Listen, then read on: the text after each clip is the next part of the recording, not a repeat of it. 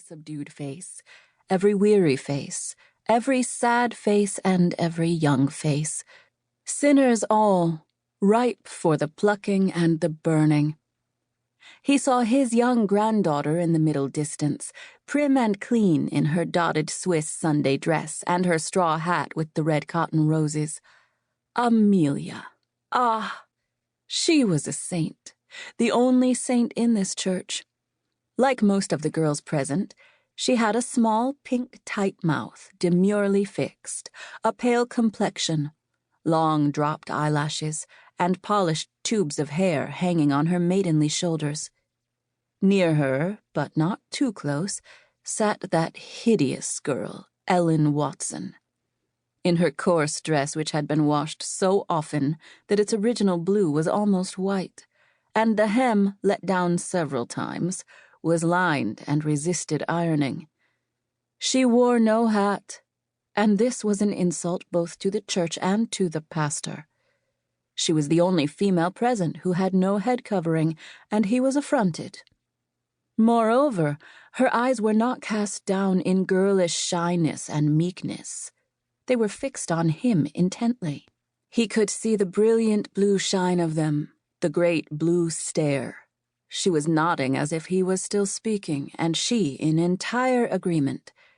She was 13 years old, the same age as his dearest Amelia. Her offering, as usual, would be only 1 copper penny, and this again was an outrage. He was pleased at her hideousness.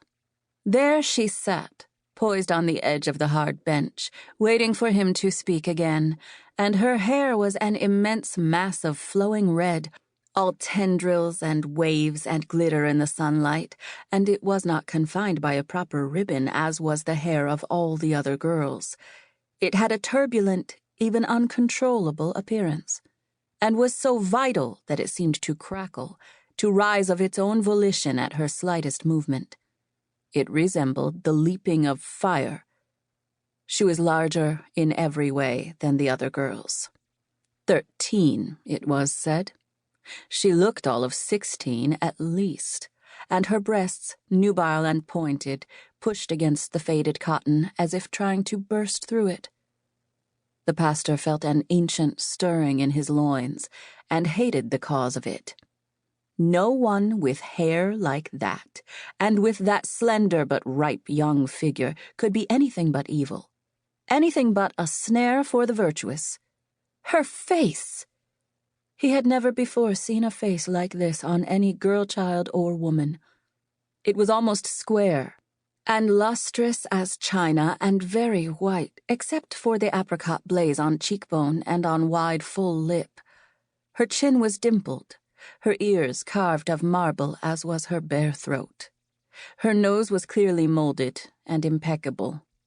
Her large hands, long and slender and very clean, were scoured with hard work, the nails chipped.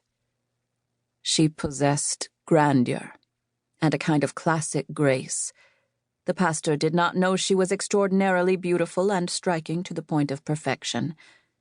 He noted her arms, bare to the elbow, round and gleaming and without a single freckle or mole, and again his loins stirred. A snare for the unrighteous. A wicked girl who would soon be a bad woman, a hideous girl. Ellen gazed at him patiently with those enormous blue eyes which were fringed with thick, bright lashes, as vivid as gold. Her soft breast lifted the worn fabric over it. Her hands were clasped in her lap. Her feet, in their broken, buttoned boots, were crossed lightly. Her old dress was too short, and her smooth calves were encased in darned black stockings. The other girls her age had hems that touched the tops of their boots, as was proper. Had Mrs. Watson, her aunt, no decent shame that she could send her niece to church to listen to holy words and admonitions in such clothing, in such revealment? The girl was like a flaming bird in the midst of brown hens, and there was an uneasy, if derisive, space about her, as if she were a pariah. She had no friends, no relatives but her aunt, who was both a dressmaker and a household drudge. True, Mrs. Watson was poor, poorer than most of the others.